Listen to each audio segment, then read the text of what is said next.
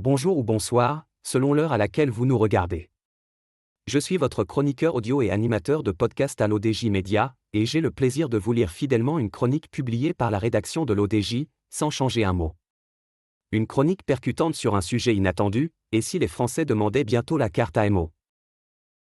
Le Maroc investit plus de 40 milliards de dirhams en 2026 dans la protection sociale.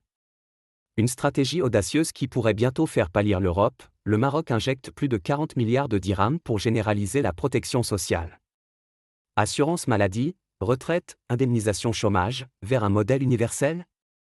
Derrière les chiffres, une stratégie politique pour préserver la cohésion nationale. L'auteur affirme que pour lui, cette transformation sociale repose sur des fondations solides, mais elle reste à surveiller de près.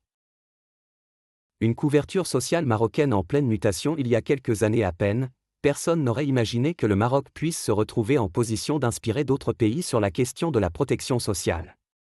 Pourtant, à mesure que les filets de sécurité se déchirent en Europe, notamment en France, et que les systèmes publics de santé y s'enlisent dans la bureaucratie et le sous-financement, le royaume semble tracer un chemin inverse. Le chef du gouvernement vient d'annoncer que les dépenses liées à la protection sociale atteindront près de 41 milliards de dirhams dès 2026. Un chiffre qui n'a rien d'anecdotique, il traduit une volonté de refonder le pacte social, bien au-delà des discours.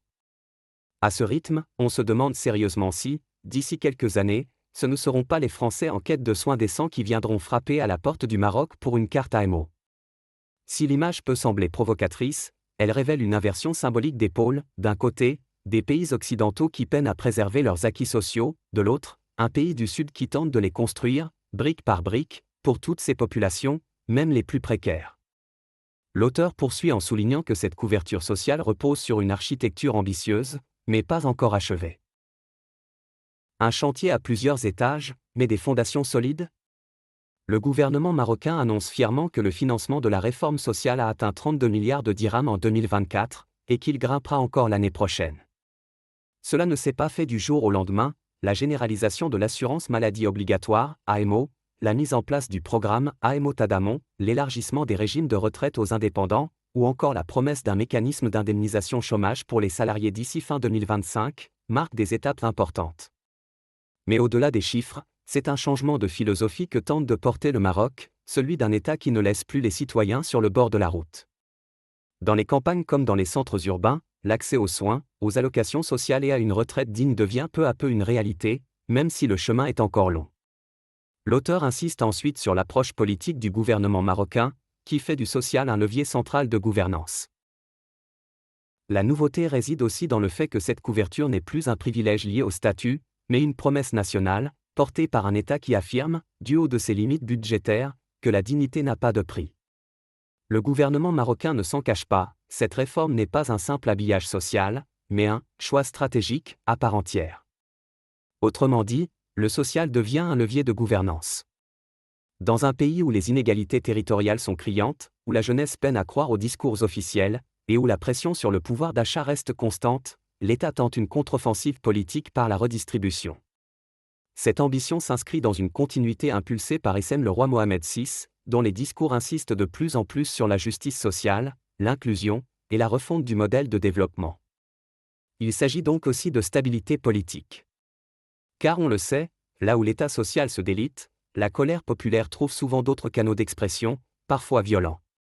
L'auteur nuance pourtant cette vision optimiste en soulevant des interrogations budgétaires. Alors, construire une sécurité sociale universelle au Maroc, c'est peut-être moins une affaire de compassion que de lucidité politique. Une manière de prévenir ce que d'autres nations, à bout de souffle, peinent à contenir, la rupture du contrat social. Mais à quel prix ?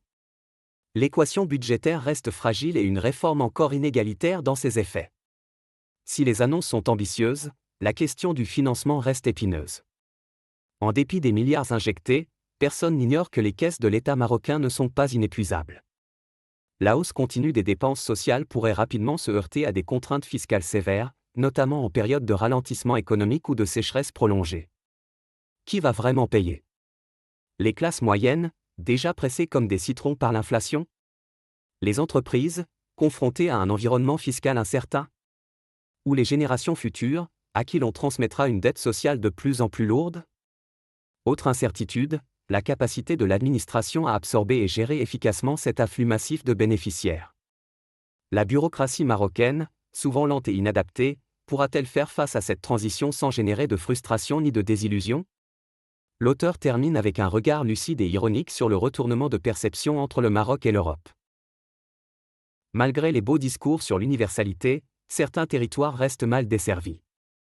L'accès aux soins en zone rurale, la qualité des hôpitaux publics, ou encore la lenteur des remboursements, freinent l'impact réel de la réforme. De plus, le secteur informel, toujours massif, demeure difficile à intégrer pleinement au dispositif. On est donc encore loin d'un système scandinave. Le modèle marocain reste en construction, imparfait, parfois incohérent. Et il faudra du temps et beaucoup de volonté politique pour faire en sorte que la promesse d'une couverture sociale pour tous devienne autre chose qu'un slogan technocratique. La situation n'est pas sans ironie, quand le Maroc inspire l'Europe. Tandis que les Français descendent dans la rue pour défendre leur sécurité sociale, les Marocains, eux, voient peu à peu se construire un édifice qu'ils n'osaient plus espérer. La carte AMO devient presque un symbole de renaissance sociale, là où les cartes vitales et les mutuelles européennes ressemblent parfois à des reliques d'un passé glorieux. Le Maroc n'est pas encore un paradis social. Mais il avance, pas à pas, sur un terrain que bien des nations plus riches abandonnent en rase campagne. Peut-être, dans un futur pas si lointain, verra-t-on s'inverser les flux migratoires, non pas pour travailler, mais pour se soigner. Merci à vous de nous avoir suivis jusqu'au bout. Cette chronique a été lue dans le respect le plus strict de l'intégralité des mots écrits par son auteur, la rédaction de l'ODJ. Une réflexion percutante sur l'évolution de notre modèle social. Je vous donne rendez-vous très prochainement pour une nouvelle chronique, toujours ici sur l'ODJ Média. D'ici là, portez-vous bien, et pensez parfois, c'est au sud que viennent les leçons de progrès.